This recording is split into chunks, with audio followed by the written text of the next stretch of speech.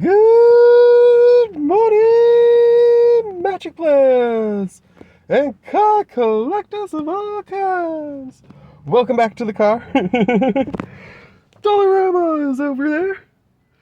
I'm here to pick up some stuff for Kaiba. And since I have no idea what my dad's schedule is this weekend, I figured I might as well film tomorrow's episode, which for you guys is today, of Super Deck Sunday.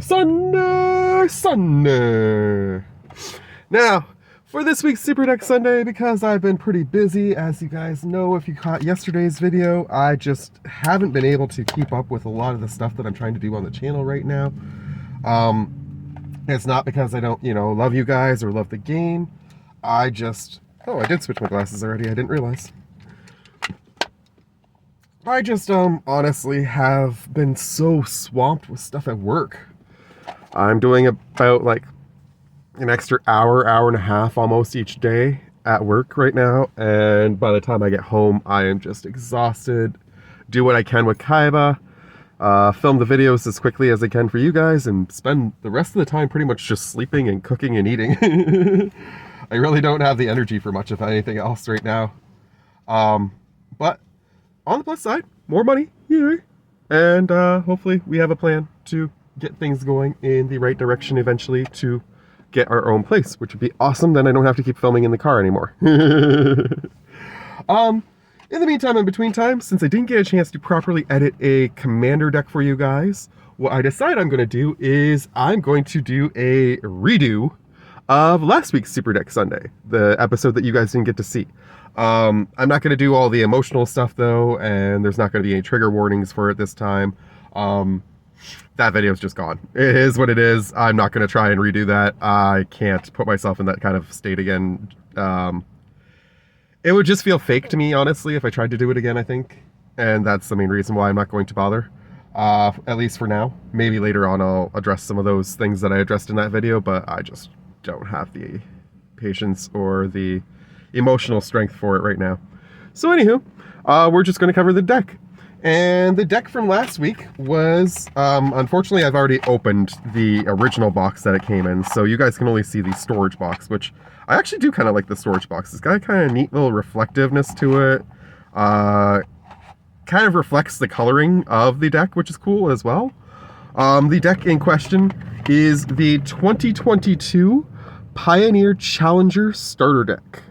Now, I've never played Pioneer before. I wasn't really sure how it worked. I looked it up online before I made this video last week, and it's an interesting format. I like the idea.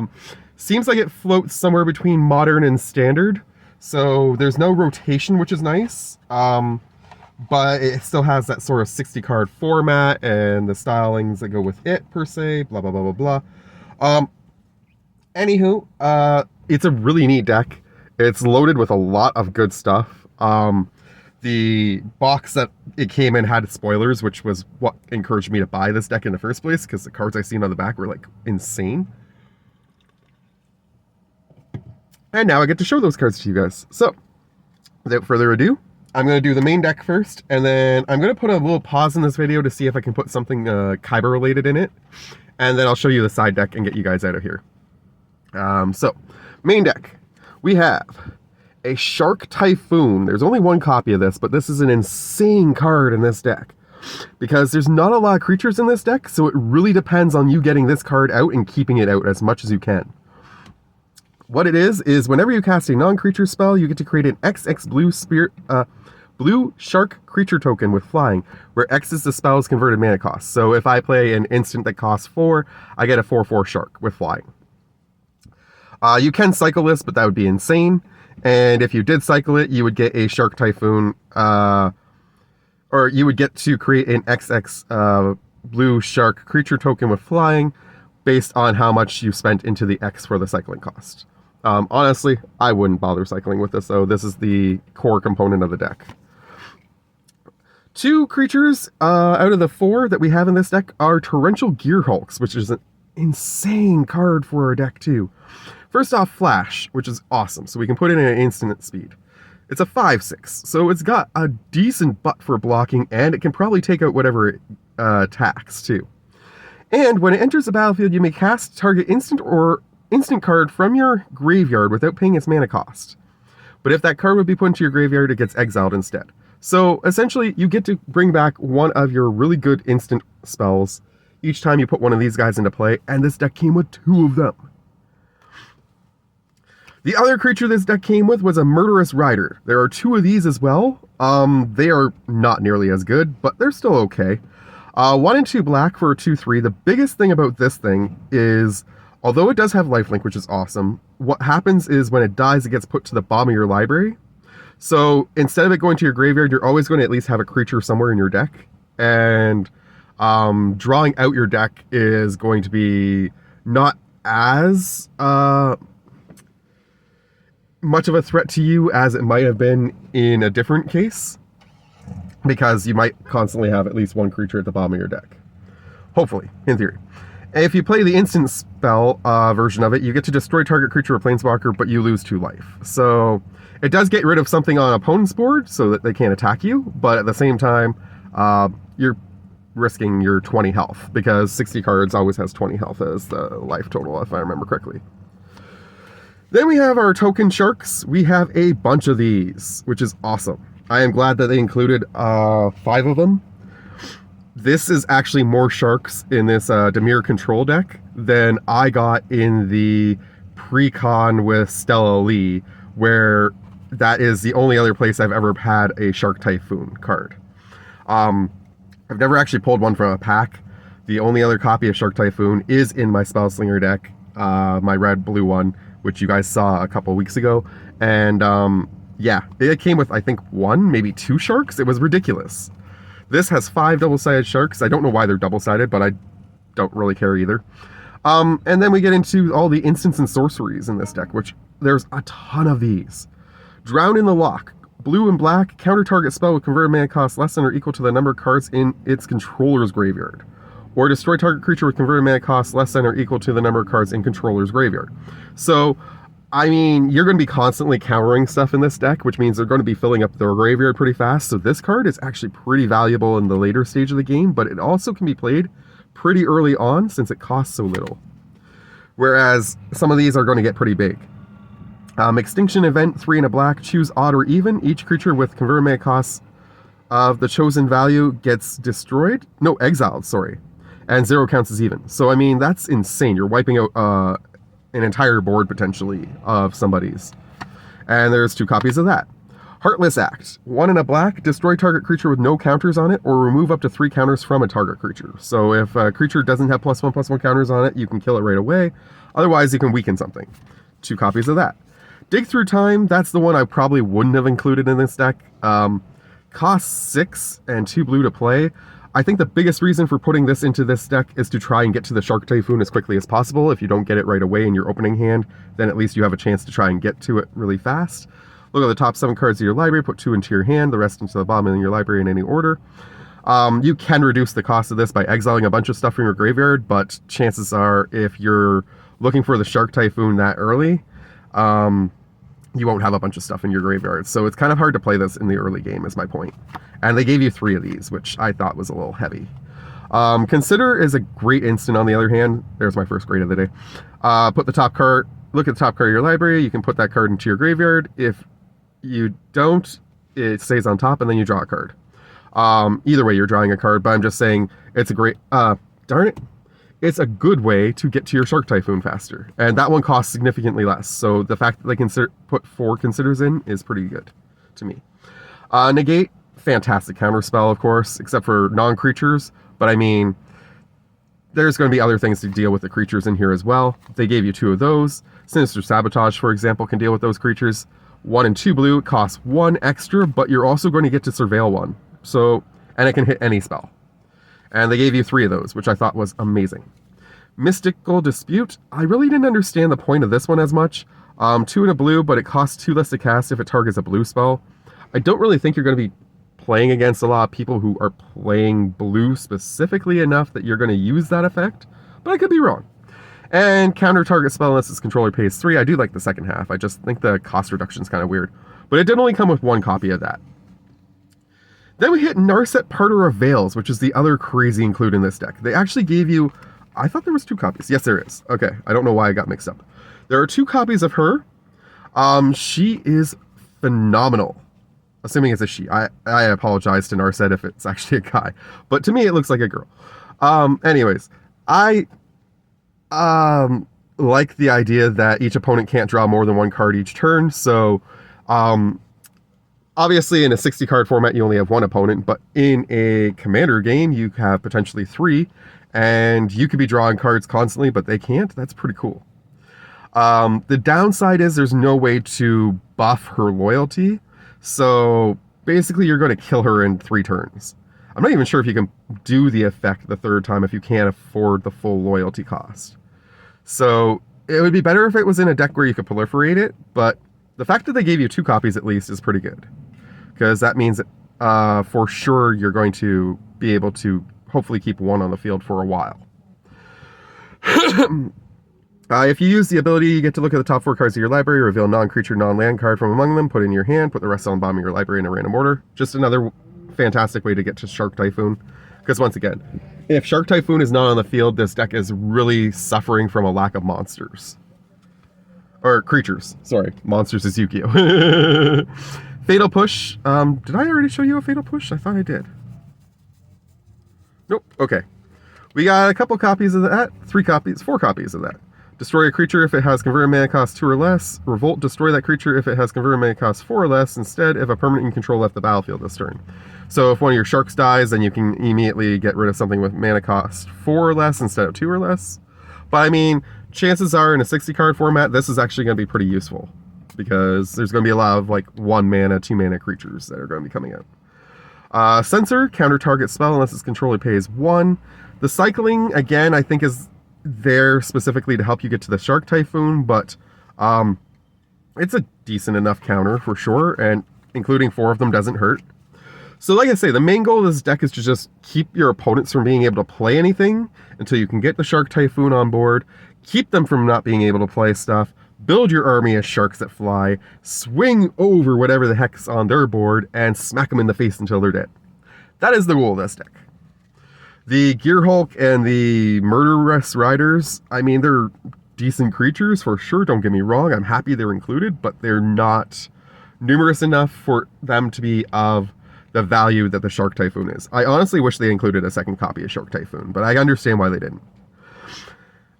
We get into the lands now. We got 4 Fields of Ruin, which is insane, but in 60 card format, based on what I'm looking at in this deck, I'm assuming that a lot of the other 2022 decks also had a bunch of like named lands, non-basic lands, so this could actually be pretty useful to you.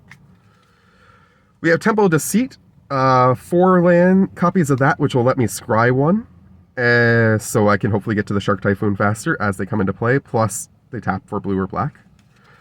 Next we have 2 copies of Drowned Catacomb.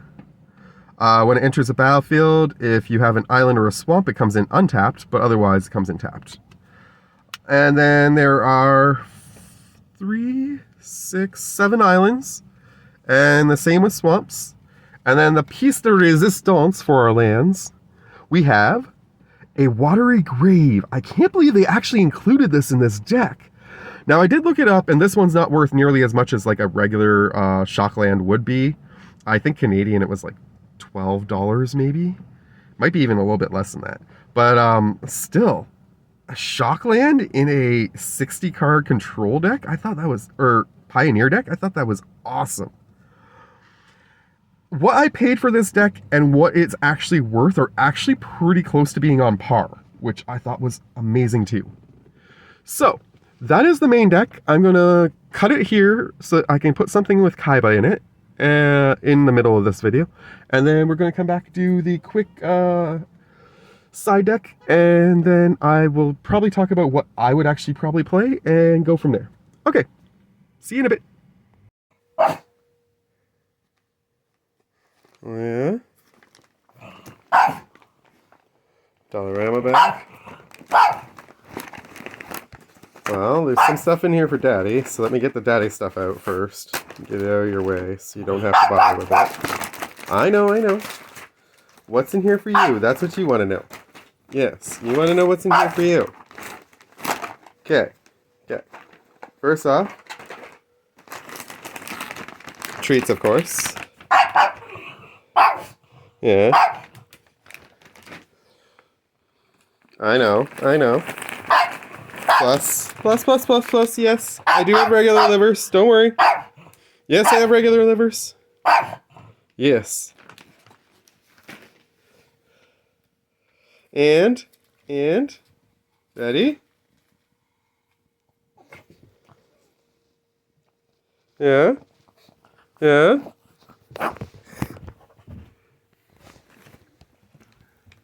You got the pumpkin? Where's the pumpkin have you? The jack-o'-lantern? The jack-o'-lantern?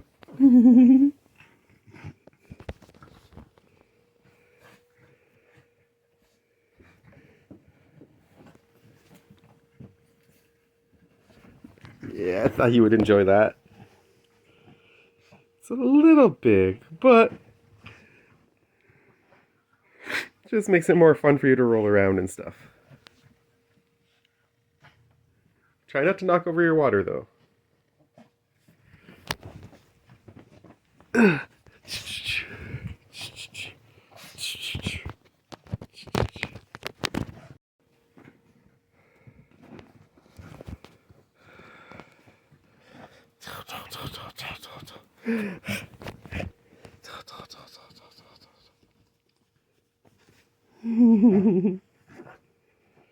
Here's the witchy from last week. Daddy's finding lots of fun Halloween stuff for you. You did not like my Thanksgiving stuff, but you do love my Halloween stuff. Yeah? You a happy puggy? What's wrong? You have treats up here. Look, there's lots of treats up here. You just haven't been eating them. See? There's marrowbone. And you got a meat stick. And you got your pile of livers. And you got a greenie. You've been stockpiling them. You want treats? Come up.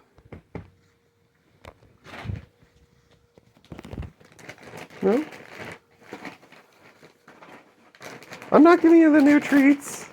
You don't need the new treats right now.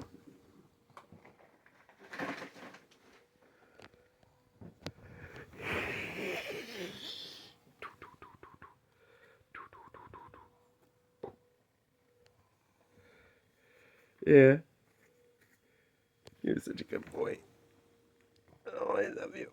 I love you, baby boy. Yes, I do.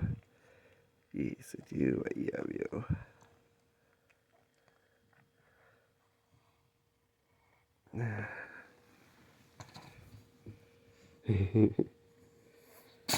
Bless you. Bless you, baby boy. Oh, good boy.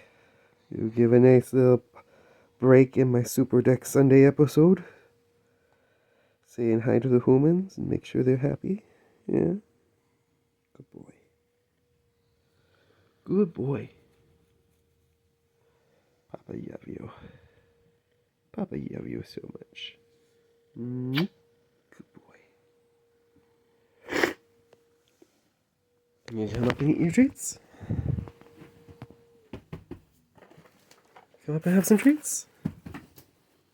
Come on. Atta boy. Here you go. Go have some of your treats.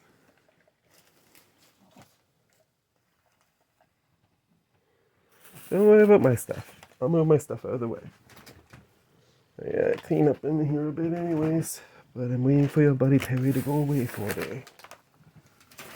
It doesn't seem like he's gonna have any this weekend.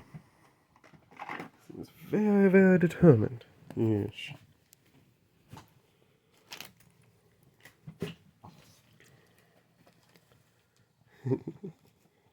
Meat stick. Meat stick, greenie. Marrowbone. Meat stick. Oh, good boy. You're such a good boy. Ooh, big yawn.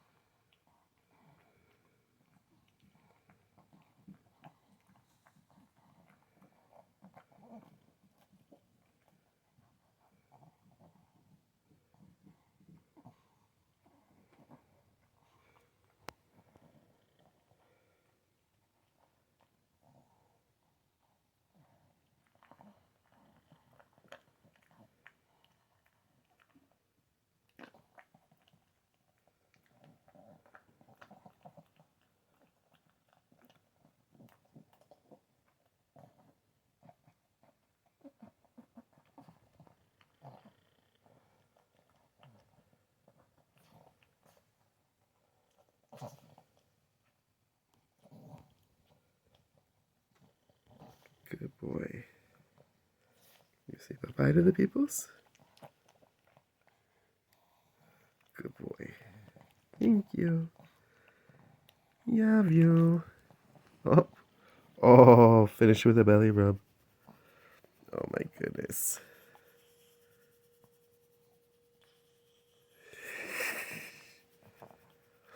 Love you, humans.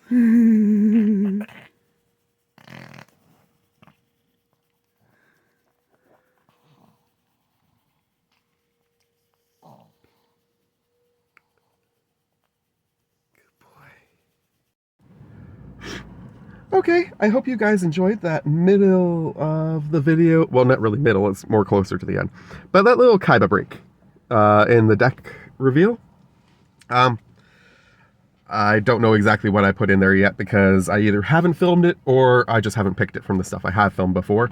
But either way, I'm hoping it will be something cute and that it will have made your day.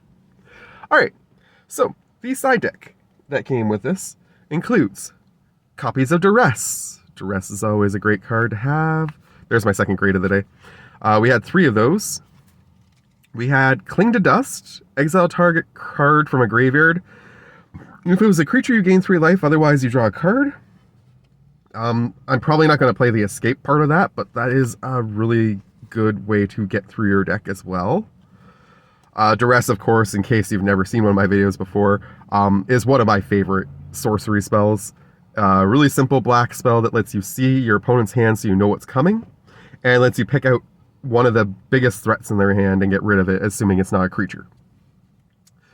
Go blank, 2 and a black, also not a land, but I never pick lands anyways. I think that's kind of cruel. Target player discards 2 cards and exile all cards from that player's graveyard. That is phenomenal! And they included, I think, 2 copies of that, yes. And then Cry of Carnarium, 1 and 2 black. All creatures get -2/-2 until end of turn. Exile all creatures in all graveyards that were put there from the battlefield this turn. And if a creature would die this turn, it also gets exiled. So if you play this, say, main phase 2, anything that died in main phase 1 is automatically exiled. And then additionally, anything that's going to die from this card will also get exiled instead. So 2 copies of that. Test of Talents. I think there was 3 copies of this. Counter target instant or sorcery spells, search its controller's graveyard, hand, and library for any number of cards with the same name as that spell and exile them. That player shuffles, then draws a card for each card exiled this way from their hand. So, I mean, I don't like the fact that it restocks their hand. That kind of sucks. But otherwise, in 60 card format, this is an insanely good counterspell. A couple of those.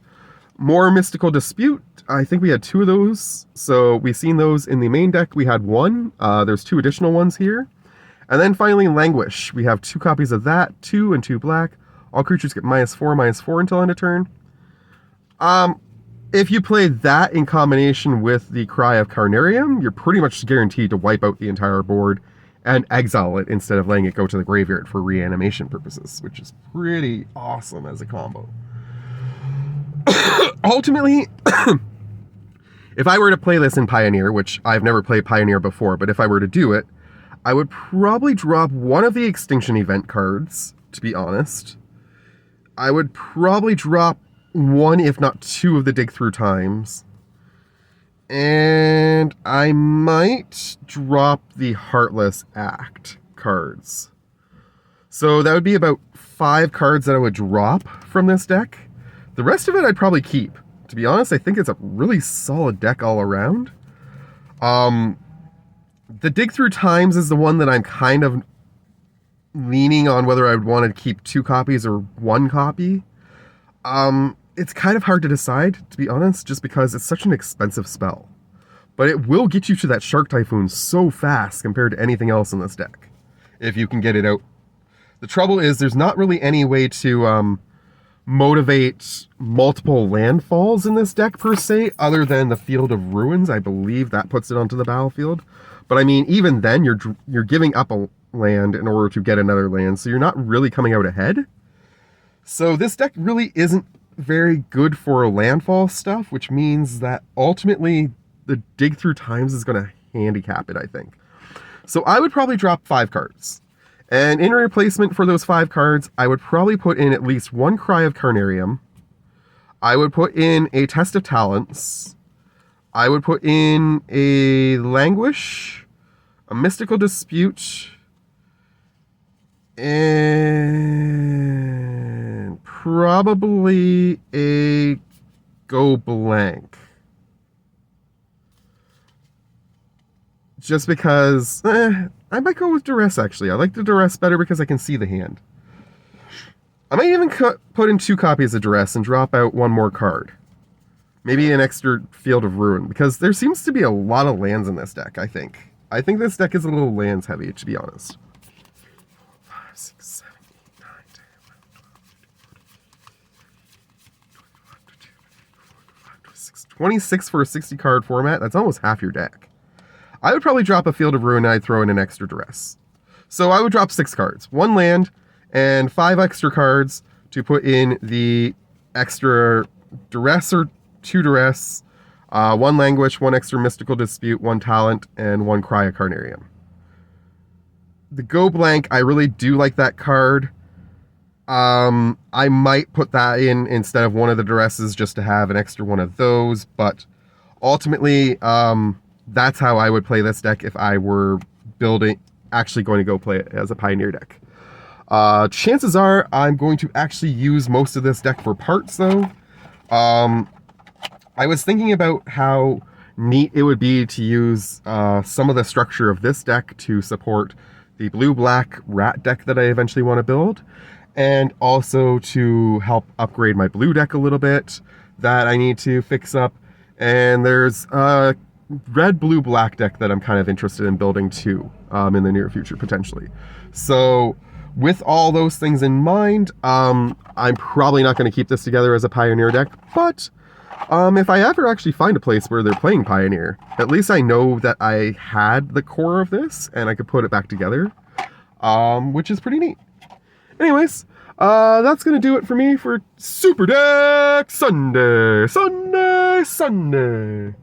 I better get inside, get those treats for Kaiba, and then get home, because he was kind of a little bit upset that I actually left this morning.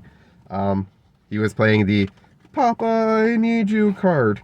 And although I really didn't want to leave, I also know that he's going to cry his little eyes out if he runs out of livers. So between those 2 factors and the fact that I needed a video, I figured I'd head out, get this done, and then go home. So yeah. Anyways, from Kaiba at home and I in the car to you guys, take care. Love you all. Have a great rest of your weekend. Bye.